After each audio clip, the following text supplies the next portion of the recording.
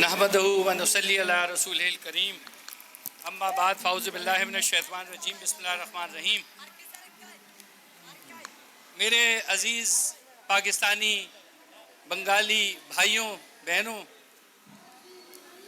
आज हम जो यहाँ प्रेस क्लब के सामने जमा हुए हैं, पुरअमन एहतिजाज के लिए जमा हुए हैं, तो हमारा मकसद ये है कि हम बंगालियों के जो यहाँ अरसे दराज से यहाँ मुकीम हैं, जिन बंगालियों ने पाकिस्तान में रहना अपनी तरजीह समझा और ये फ़ैसला किया कि वो पाकिस्तानी हैं, कि जिस तरह बंगाल के लोगों ने पाकिस्तान बनाने की तहरीक का आगाज़ 1910 में किया था ढाका में।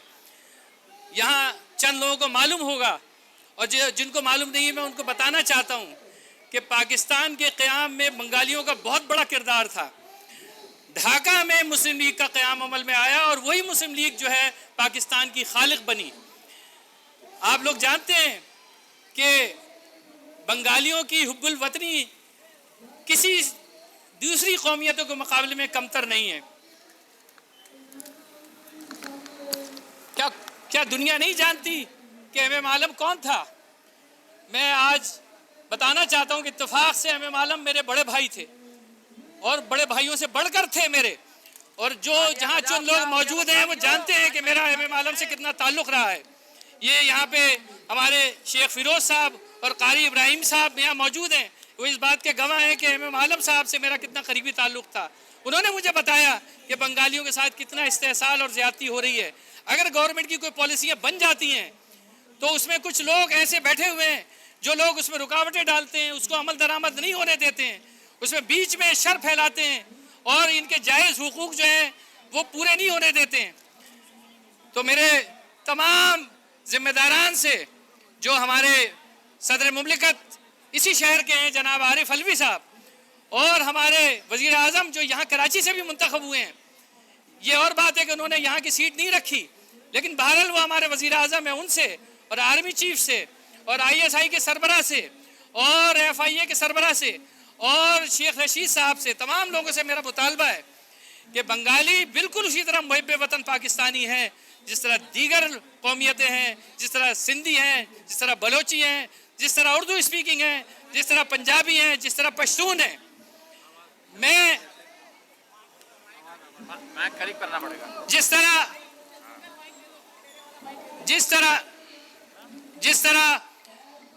तरह हम समझते हैं कि दीगर तमाम कौमियतें पाकिस्तानी हैं, उसी तरह बंगाली किसी से कमतर नहीं है। ये तो नहीं गए ना बांग्लादेश, इन्होंने तो नहीं तस्लीम किया ना बांग्लादेश को। आज ये यही मुकीम है, रूखी सूखी खाकर यहाँ गुजारा कर रहे हैं। पाकिस्तान से मोहब्बत जिस तरह इमाम आलम को थी, वो नहीं छोड़ के गए पाकिस्तान, इसी तरह आप लोग भी पाकिस्तान है इसमें जी जिस तरह इमाम आलम पाकिस्तान छोड़ के नहीं गए, हालांकि कुछ लोगों ने उन पर एतमाद नहीं किया था, लेकिन उन्होंने मरते दम तक ये साबित किया कि वो एक मुहब्बे वतन पाकिस्तानी है। क्या दुनिया ने देखा नहीं कि सबसे ज्यादा कुर्बानियां 65 की जंग में किसने दी थी? इमाम आलम ने 13 तैयारे गिराए थे, वो बंगाली था। क्या दुनिया नहीं जानती वह आलम इस्लाम का फजाई हीरो है? तो लोग भूल गए कि इमाम आलम की और बंगालियों की क्या क्या कुर्बानी है। और आज ये जो लोग रह रहे हैं, वो जो मैसूरीन है बेचारे, वहाँ जो बांग्लादेश में रह रहे हैं, उनको कोई नहीं पूछता। यहाँ वोट मांगने तो सारे लोग आ जाते हैं, इनसे बार बार वोट मांगते हैं और वोट लेने के बाद इनको भूल जाते हैं। मैं उन सबको ये मैं एहसास दिलाना चाहता हूँ कि आप ज्यादती कर रहे हैं, ये सारी सियासी पार्टियां ज्यादती कर रही हैं। आपको चाहिए कि इन बंगाली लाखों मुहिब्बे वतन कराची में, सिंध में, पाकिस्तान में रहने वाले जो बंगाली हैं, उनके हुकूक, उनके जिनके जायज़ हुकूक हैं, उनकी बात करें, असेंबली में बात करें। जैसे कि अभी कुछ देर पहले कादिर खान बंदूखील साहब वादा करके गए, अल्लाह करे, मैं दुआ को हूँ कि अल्लाह ताला उनको तौफीक दे कि वो इसी तरह डट के बात करें जिस तरह वो यहाँ बात करके गए। होता यह है कि लोग आपसे वोट ले लेते हैं, लेकिन उसके बाद फिर भूल जाते हैं। वोट लेने के वक्त तो आपके चक्कर लगाते हैं, उसके बाद फिर आप उनको याद नहीं रहते। यही अलमिया है, ये हर दौर में होता आया है। यही वजह है कि हमने एक सरेदस एक फलाही इदारा बनाया है जिसका नाम खुशहाल खटक ट्रस्ट है, जिसके सरबराह जनरल रिटायर्ड साद खटक हैं और मैं उनका कोऑर्डिनेटर हूं और मैं सिंध में उनकी नुमाइंदगी कर रहा हूं, उसका ट्रस्टी भी हूं। और हम ये समझते हैं कि ये इस तरह के जायज़ कौमियतों के हुकूक जो हैं वो पूरे मिलने चाहिए। ये जो शेख फेरोज साहब का ये जो पूरा मकतूब है, ये जो पूरे मुतालबात एक्शन कमेटी के हैं, ये मैं आपको पॉइंट्स बताता हूँ, ये मनोवत तस्लीम किए जाने चाहिए। ये हमारे सहाफ़ी बरादरी यहाँ जो मौजूद है, हमारे भाई यहाँ मौजूद है सारे, बराए करम उसे दरख्वास्त है कि इसको भरपूर तरीके से ऊपर तक पहुँचाएँ, इसको भरपूर कवरेज दें। ये मजलूम लोग हैं, ये बेचारे गरीब लोग हैं, ये छोटी छोटी नवाई बस्तियों में रहते हैं, इनके जायज़ हुकूक हैं। क्या शनाख्ती कार्ड बनाना है इनका हक नहीं है? क्यों इनका शनाख्ती कार्ड ब्लॉक कर दिया जाता है? कौन लोग हैं जो इनके शनाख्ती कार्ड ब्लॉक कर देते हैं? ये बड़ी ज़्यादती की बात है। जब सरकारी लोगों से मुलाकात होती है तो वो ताउन की बात करते हैं, बाद में कुछ नेगेटिव कुव्वतें उसको रोक देती हैं। वो कौन लोग हैं?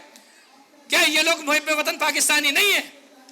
और क्या इनके बच्चों को तालीम लेने का हक नहीं है? क्या वो नहीं चाहेंगे कि वो तालीम हासिल करें, वो डॉक्टर्स बने, इंजीनियर बने और पाकिस्तान की खिदमत करें? आज आपने जानते बूझते पाकिस्तान की तरक्की से उनको महरूम किया हुआ है, उनको तालीम के आला मैदान में आगे जाने से महरूम किया हुआ है, उनके पासपोर्ट नहीं बन रहे हैं। आखिर क्या वजह है? ये ज्यादती कब तक जारी रहेगी? ये धोखाधड़ी कब तक जारी रहेगी? मैं महमूद अली साहब के साथ भी रहा हूँ, मैंने देखा है कि पूरी ज़िंदगी उन्होंने बिता दी और बंगालियों के हुकूक के लिए आवाज़ बुलंद करते रहे। अल्लाह ताला उनकी रूह को इसाले सवाब के लिए दुआ करें, अल्लाह ताला उनकी मग़फ़िरत फरमाए, उनके दर्जात बुलंद फरमाए। ये जो आज बंगालियों की पाकिस्तान में तीसरी नस्ल है, ये तो बांग्लादेश नहीं गई ना, ये आज भी नहीं जा रहे हैं। पाकिस्तानी रुपए की वैल्यू और बांग्लादेश की रुपए की वैल्यू कई तर मुख्तलिफ है।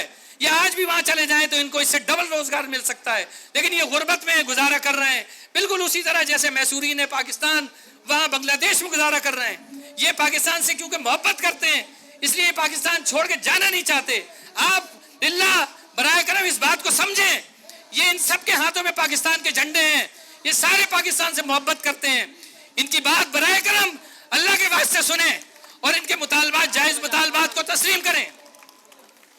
ये नाज़रा से मैं गुजारिश करता हूँ और तमाम जिम्मेदारान से मैं गुजारिश करता हूँ कि इनके जायज़ मुतालबात पूरे करें और इनको पाकिस्तान की तरक्की में हिस्सा बटाने की आज़ादी दें, उनको मौका दें और इनके तमाम हुकूक को तस्लीम किया जाना चाहिए।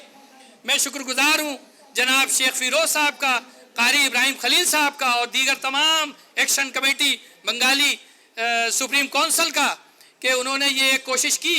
यकीनन ये आवाज़ सहाफ़ियों के ज़रिए पूरे मुल्क के कोने कोने बल्कि दुनिया तक में पहुँचेगी और इंशाअल्लाह इसको तस्लीम किया जाएगा।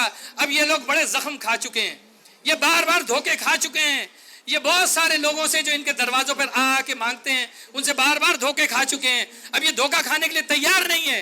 बराए करम आप इनकी बात को अहमियत दें और इनकी बात को तस्लीम करें। इनके हुकूक, जायज़ हुकूक, ये सब अपने घर बार, बच्चे, बीवी बच्चे देखें। ये पुराना मुजाहरा है, इसमें छोटे बच्चे भी हैं, इसमें औरतें भी हैं।